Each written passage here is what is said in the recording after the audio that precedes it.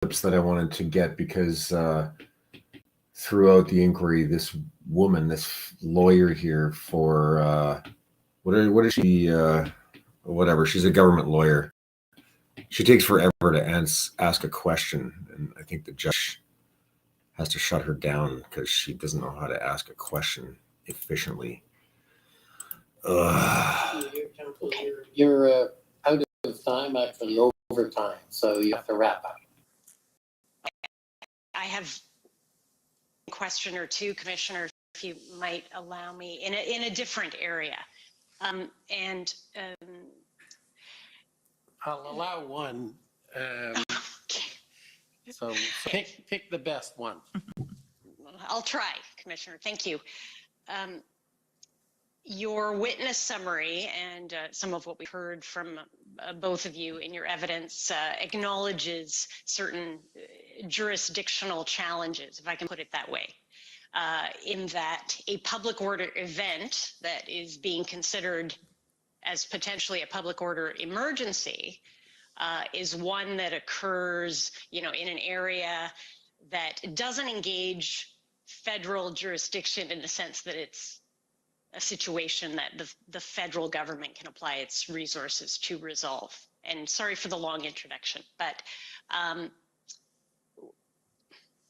would you find it helpful in such a situation, if it were ever to present again, would it be helpful for you to have a more direct line of communication to certain law enforcement leaders, perhaps, with respect to options, tools, status of the police situation generally, to assist you in being as fully informed as possible? Well, I do believe that, a better coordination, an appropriate flow of information is always helpful. That's for sure. And also, when it comes to, for example, you are probably aware that we are working on the future of Wellington, what we call the future of Wellington, to make sure that we understand and we have a better protocol on who does what, when it comes to the parliamentary precinct, for example. So yes, I think that this situation that we went through in February will give rise to a lot of lesson learned. And I think this is one of the purpose of this commission.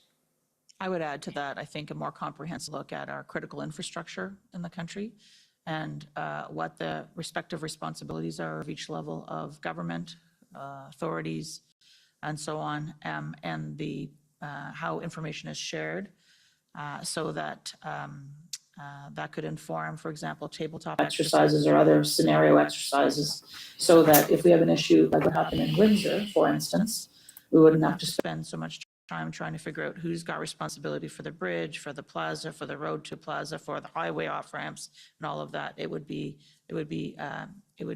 would have a kind of a plan in a box that would have been exercised with respect to particularly critical infrastructure in the country. So just to add to Madame Deroyan's observation around the parliamentary precinct in Ottawa and Wellington Street.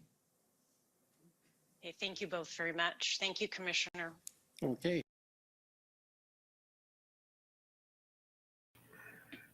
You see what I'm talking about?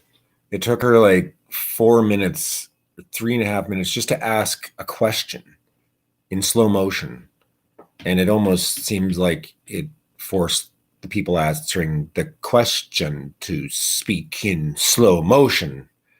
Anyway, this was just one of my clips where this lawyer comes up and I see that she's just not very articulate, let's just say.